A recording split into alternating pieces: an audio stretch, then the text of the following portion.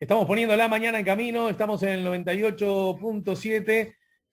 Ya se viene Noelia Campo. Nos va a hablar de esta propuesta, Amor de Cuarentena. Es una propuesta teatral, pero vía WhatsApp. Y además, y ya les adelanto, algo que también me entusiasma mucho de esta idea, y tiene que ver con que lo recaudado tiene un fin benéfico vinculado a las ollas populares. Repito que sobre estos asuntos vamos a estar hablando con Noelia en minutos nada más. Ahora es el momento, tal cual lo habíamos anunciado, de recibir a otro de nuestros invitados. Estoy hablando del profesor Sergio Somarugas, secretario general del SINTEP, el Sindicato de los Trabajadores de Educación Privada, en el marco de una noticia que ha ganado también la atención del público a través de los medios de comunicación, y tiene que ver con el despido de dos maestras por publicaciones que éstas hicieron en sus redes sociales. Los despidos fueron llevados a cabo por distintas instituciones privadas de la educación, y este acontecimiento es condenado explícitamente por el sindicato. Está Sergio con nosotros. Buen día, bienvenido, Sergio. Buen día, Alejandro y audiencia. Una alegría compartir este rato de reflexión junto a ustedes. ¿Hay antecedentes en la materia? Lo pregunto porque de pronto eso nos puede ayudar a, a abordar la discusión sobre estos temas que más allá de que seguramente tienen líneas de carácter histórico, filosófico, ideológico, ¿por qué no? También pueden poner arriba de la mesa escenarios un tanto desconocidos por todos hasta este momento, y ante nuevos escenarios es probable que todos necesitemos de distintos lugares, los distintos actores, bueno, vos como profe de filosofía lo sabés bien, nuevos posicionamientos y nuevas herramientas para también entre todos generar, y que el conflicto sirva, como ha servido a lo largo de toda la humanidad, como elemento de síntesis para encontrar, bueno, mejores estándares de convivencia, ¿no? En el campo general de análisis en el que yo inscribo estos dos despidos tiene que ver con las relaciones de poder arbitrarias. En ese sentido sí hay precedentes. Pero acá hay una singularidad que tiene que ver con que esa arbitrariedad se aplica a el uso personal de las redes sociales.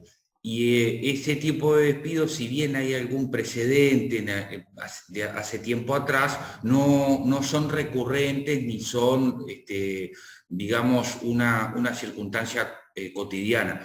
Pero sí creo importante reforzar el concepto de la violencia institucional que está, digamos, subyacente o detrás de estos dos despidos, una violencia institucional que tiene dos componentes claves, un componente de clase y un componente de género. No es menor que estos videos, que yo vi el video, Alejandro y audiencia, de la maestra que fue despedida del Colegio Punta Carretas, y realmente es una tontería, no hay ninguna ilicitud, no hay ningún atentado violento al pudor, no hay ningún tipo de elemento que pueda generar una cuestión legal en este video, y si lo hubiera hecho la dueña del colegio seguramente no hubiera pasado nada, más que decir no me gusta, me parece esa, sí, me gusta, no me gusta, pero ninguna consecuencia como dejar sin ingresos a la dueña del colegio, como sí pasó con la maestra. Y también el componente de género, porque creo que estoy convencido de que si un video de igual talante lo hubiera grabado un varón blanco, heterosexual, creo que no hubiera generado mayor controversia más que algún comentario, alguna valoración, algún apercibimiento en todo caso, pero nunca la pérdida del empleo como ocurrió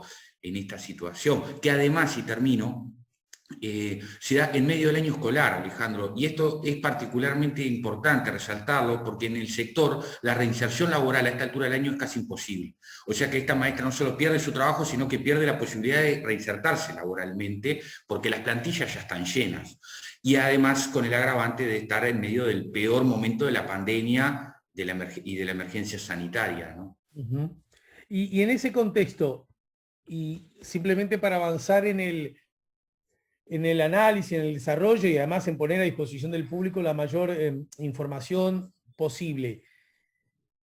¿Tiene razón pero marche preso? Quiero decir, no hay herramientas, no hay no hay posibilidad de recursos ante esta medida que ustedes entienden injusta o injusta pero legal? Bien, es muy buena la pregunta y implica hacer algunas apreciaciones aclaratorias que ayuden a hacer una composición del lugar.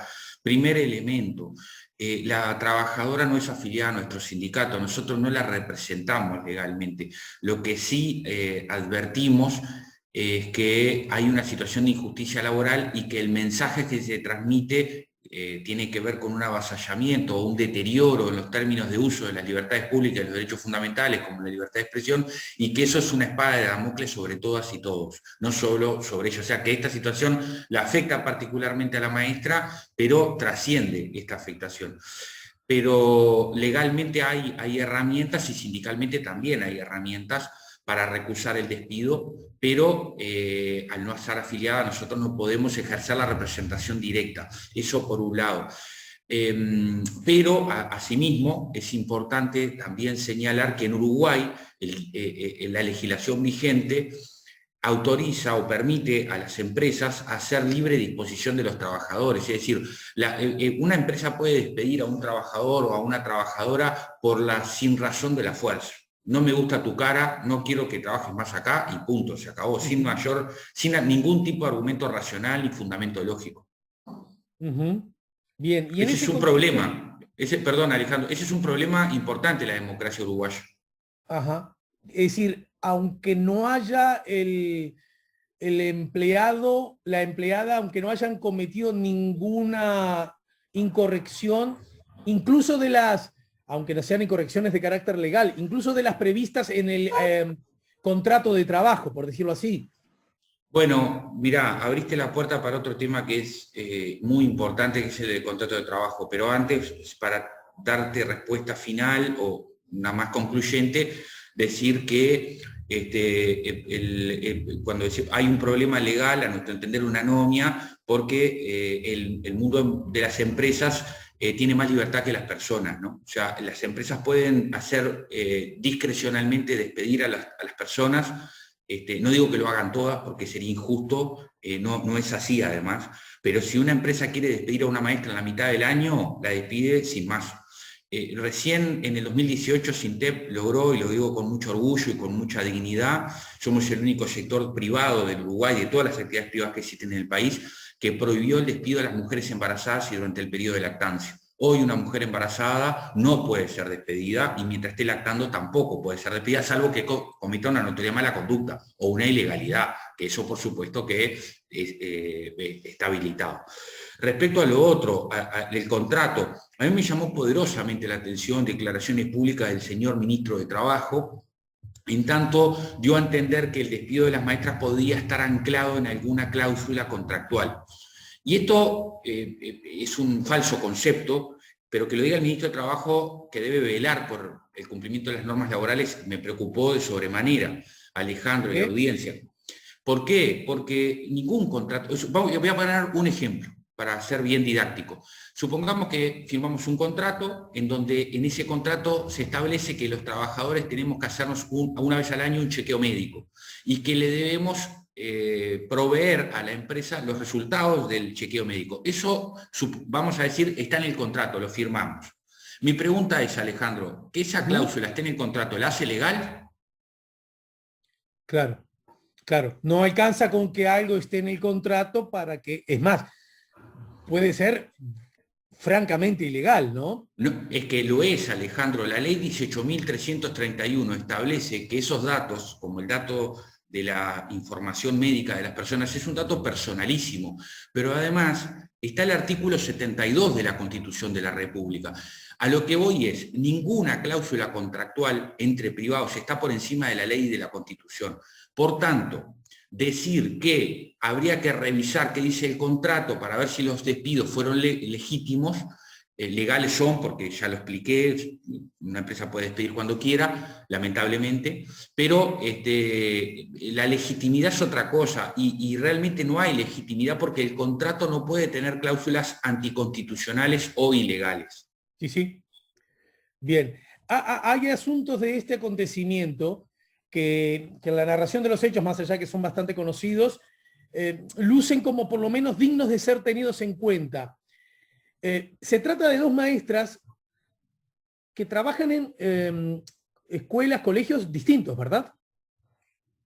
Sí, acá, si me permitís, voy a problematizar un poco, no el oficio digno y socialmente imprescindible del periodismo, sino la cultura de la impunidad, que muchas veces en algunos ejercicios del periodismo queda muy cuidada esa impunidad. Y por lo siguiente, el artículo, nosotros nos enteramos de estas circunstancias a partir de un artículo que salió en el diario El País, porque ninguna de las dos maestras son afiliadas al sindicato, por lo tanto no teníamos contacto directo. Tras la emergencia pública de la noticia, una de las maestras se comunica conmigo, yo me reúno y hablo con ella, que es la maestra del colegio Punta Carretas. La otra maestra no tengo señales de vida, no la conozco, no sé quién es, no aparece por ningún lado. Nosotros hemos llamado a todos los colegios, a todos los núcleos sindicales que tenemos en los colegios de Carrasco, que son muchos, y en ninguno saben de esta maestra, en ninguno, de los que nosotros hemos hablado. Ahora, yendo a lo anterior, en el artículo que publica El País, no se nombran las instituciones. Se habla del caso, pero se omite hablar de los colegios. ¿Por qué se omite hablar de los colegios? ¿Por qué no se señala, por ejemplo, el colegio Punta Carretas como el responsable de uno de los despidos? ¿Y por qué también se habla de un colegio de Carrasco, pero se omite hablar de cuál es el colegio de Carrasco? ¿No es información pública valiosa? ¿No es información, no es importante para la ciudadanía saber qué instituciones ingresan en la vida privada de los docentes y los dejan sin trabajo, sin ninguna justificación legal desde el punto de vista de que haya mérito por el mal comportamiento de las docentes? Yo creo que ahí hay una cultura de impunidad que entre todos debemos eliminar, porque la impunidad nunca es buena. En todo caso, sobre este asunto, que me parece perfecto que esté planteado, me da la sensación que con el correr de los días y la difusión de la noticia sí se fue conociendo más detalle, ¿no? Y también me obligo a plantear esta situación. También se podría plantear por parte del medio de comunicación, bueno, del mismo modo que no dimos el nombre de las maestras, tampoco dimos el nombre de los colegios, ¿no? Bueno, pero el nombre de las maestras dar el nombre de las maestras sin su consentimiento es un tema legal. Dar el nombre de las empresas es información pública. No hay ninguna... El sindicato, yo acá lo estoy diciendo, por ejemplo, Alejandro, ¿por qué puedo nombrar el colegio Punta Carretas? Porque estoy dando un dato objetivo público, una institución ejerciendo una potestad disciplinaria, a nuestro entender ilegítima y violenta, despide a una maestra. ¿Cuál es ese colegio? El colegio Punta Carretas. ¿Estoy cometiendo alguna ilegalidad? No. Estoy informando de que esta empresa despidió a una maestra. No dar el nombre de la maestra ya es una cuestión distinta porque es un dato personal. Entendido. ¿Y por qué, ya que la charla va a esa dirección y desde el lugar estricto de la duda genuina, ¿y por qué hablas de un solo colegio y no de otro?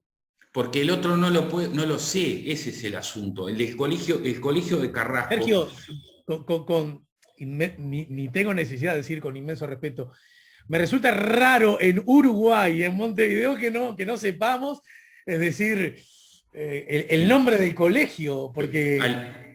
Mirá, Alejandro, no estoy diciendo que lo sabés y que no lo decís. Estoy diciendo que me resulta raro no saberlo. Olvídate, me parece perfecto. El otro día le decía a una compañera, no vivimos en San Pablo ni en Río de Janeiro, esto es Montevideo. Acá o nos conocemos todos o conocemos a alguien que conoce. Exacto. Y a mí la duda me generó también, porque yo digo, no puede ser que la maestra no la conozca a nadie, no aparezca. Nadie la conoce y nadie puede señalar con certidumbre cuál es el colegio. Esta es una pregunta para hacerle a la periodista. Yo hablé con los delegados de los colegios Jesús María, Escuela Italiana, Christian Brothers, New Zealand, Harvard, St. Patrick. Hablamos con los delegados de una cantidad enorme de colegios de Carrasco y no fue en ninguno de esos colegios y ninguno de los delegados conoce a la maestra. Entonces es llamativo, yo lo digo, es llamativo. Que esté tan encriptada la información, tan oculta, tan trancada. Volviendo al origen y ya casi en el final, al menos por hoy, ¿no? Y anticipándome que una de las preguntas que quiero que respondas es ¿qué va a hacer el SINTEP como tal? Hay un argumento que puede surgir, estoy seguro, es, bueno, ¿y por qué ustedes van a hacerse cargo de un reclamo, de una situación cuando la víctima de esa supuesta injusticia nada dice y nada reclama? Me refiero a esta maestra desconocida del colegio aún desconocido. Esa podría ser una mirada. Y la otra, esto nace, según los trascendidos de prensa, porque fueron los propios padres los que se quejaron ante la autoridad. Y podríamos decir que en líneas generales nadie mejor que los padres para representar a sus niños. Por lo tanto, estaríamos desde esa mirada poniendo a los niños en el verdadero centro del asunto, al haber hecho la denuncia primero, la decisión de los respectivos colegios después. Bueno, no te voy a andar elogiando porque no es del caso, pero muy buenas preguntas. Lo primero, el por qué defender o por qué asumir y el qué estamos haciendo y qué vamos a hacer, por qué asumir la defensa o una posición activa en relación a esta cuestión. Bueno, nosotros, como ya dije antes, no estamos ejerciendo la representación directa de las trabajadoras. Una sí apareció y habló con nosotros, pero no está afiliada al sindicato, la otra no tenemos señales de su vida. Pero lo que estamos haciendo nosotros es problematizar en términos de debate de ideas, en términos de argumentos racionales, en temas de posicionamiento público, un ejercicio de violencia institucional que entendemos representa una arbitrariedad o un abuso de poder que trasciende a estas maestras y que genera precedentes que son negativos, como la intromisión de las empresas en la vida privada, extralaboral y en el tiempo libre de las personas. Lo que nos preocupa de sobremanera, y creo que a todas las personas les debería preocupar, que las empresas puedan hacer intromisión en la vida privada cuando el Poder Judicial o cuando la ley no establece que hay ilicitud en esa actividad personal, ¿no? Entonces, ¿por qué estamos asumiendo el tema? Porque nos parece que están en juego derechos fundamentales y libertades públicas. Y el sindicalismo en Uruguay no es un sindicalismo corporativo, no es un sindicalismo de si no me tocan a mí no pasa nada. Nosotros tenemos una preocupación social, democrática y libertaria que pone el tema de los derechos fundamentales como un asunto estratégico y clave. En ese sentido trato de responder el por qué estamos asumiendo esta línea de acción. Respecto a lo otro, que es muy importante también, que tiene que ver con el fundamento de la preocupación de los padres. La preocupación de los padres me parece muy relevante, la respeto y la respeto de sobremanera, realmente la respeto. Pero algunas precisiones. Niños y niñas menores de 13 años no deberían tener participación en redes sociales. Entonces, si un niño o una niña menor de 13 años, como un niño con edad o una niña de edad escolar, estaba dentro de una red social, ahí hay un problema que también es atinente a la responsabilidad de los padres, y no es menor en este caso, porque tiene que ver con el ejercicio de la patria potestad. Segundo, yo no hablaría de padres, según el testimonio que tengo de la maestra del Colegio Punta Carreta, que es de la que hablo porque es de la que tengo elementos probatorios. Fueron dos familias, solo dos padres y madres, digamos, las que fueron a quejarse, no fueron los padres, es decir, la representación total o mayoritaria. Ese es otro elemento que me parece muy relevante. Y lo tercero que quiero decir para cerrar mi comentario al respecto, es que las instituciones educativas privadas, que es de las que estamos hablando, no deben ceñirse al pago y mando. No deben ceñirse al pago y mando. Hay un derecho de los padres a opinar. Deben ceñirse, perdón. Repetir, al pago y mando. Ajá. Al pago y mando. Esto es decir, porque yo pago, puedo sacar a una maestra o a un profesor, me parece que es un totalitarismo de mercado inadmisible en una sociedad democrática. El ejercicio de los padres, legítimo y necesario y fundamental ejercicio de la responsabilidad de los padres, puede pasar por ir a quejarse perfectamente, frente a una queja, un malestar, y el responsable, que en este caso es la institución educativa, tiene que hacer una mediación racional, razonable, argumentativa, lógica, respetuosa de garantías y de derechos. No agarrar y ante dos padres que se quejan por una cosa que hace una maestra en la vida privada, y que no es ilegal, despedir a la maestra, porque esto es el sálvese quien pueda. Entonces, mañana, ¿qué pasa? ¿Me voy a quejar porque la maestra es lesbiana y la echan? ¿Mañana me voy a quejar porque el maestro es judío y lo echan? ¿Mañana me voy a quejar porque la maestra fue a la marcha de la diversidad y la echan? ¿Mañana el profesor opina en su red social sobre su preocupación por las víctimas civiles del conflicto en Palestina y lo echan? O sea, ¿a dónde? El problema es también de libertades públicas y el derecho a la libertad de expresión. Por eso digo que el tema es muy profundo y trasciende a las maestras. Los papás y las mamás tienen derecho a intervenir y preocuparse por la educación de sus hijos, ni que tal vez si lo voy a defender mientras respire. Pero eso está mediado por otro conjunto de cuestiones que quienes estamos en la docencia y en la enseñanza debemos manejarla y no cobrar al grito como hizo estas dos empresas, ¿no? Quedó claro que ya en el final, entonces, ¿cuáles son los caminos? Lo que no significa que todo lo dicho merezca nuevas y nuevas conversaciones, perspectivas, miradas, preguntas y repreguntas, desde ya, ¿no? En todo caso, ¿cuáles son los previstos próximos pasos del sindicato? Bien, nosotros estamos interviniendo en el debate público gracias a la generosidad, al espacio y a la preocupación que expresan algunos periodistas y medios, como en este caso ustedes, Alejandro. Hemos estado en otros espacios que mucho agradecemos también. Entonces nos parece muy importante generar masa crítica, intervenir con otros debates, con otras perspectivas, como tú muy bien decías, para motorizar reflexiones que sean lúcidas y que nos permitan defender derechos fundamentales y libertades públicas, que creemos nosotros que están en riesgo, que no solo por este hecho. Uno lee una editorial del País del 25 de mayo donde dice textual, le recomienda a los padres y a las madres que vayan a los colegios y a los liceos a ver si tienen como docentes a dirigentes sindicales para cambiarlos del liceo. Esto es muy grave, es casi con una apología del odio hacia el dirigente sindical. Es muy grave, es una editorial del diario El País del 25 de mayo. Yo creo que alienta el odio. Entonces, las libertades públicas y los derechos fundamentales, creo que hay que defenderlos con mucha energía, con mucha determinación, y es lo que va a hacer el sindicato. Un despliegue de una campaña, tanto por la vía pública como por los medios de comunicación, en relación a informar a los trabajadores, a las trabajadoras y a la población en general de los derechos fundamentales. Por ejemplo, ¿es un derecho fundamental la libertad de expresión? ¿Sí o no? Sí, está consagrada en el artículo 29 de la Constitución.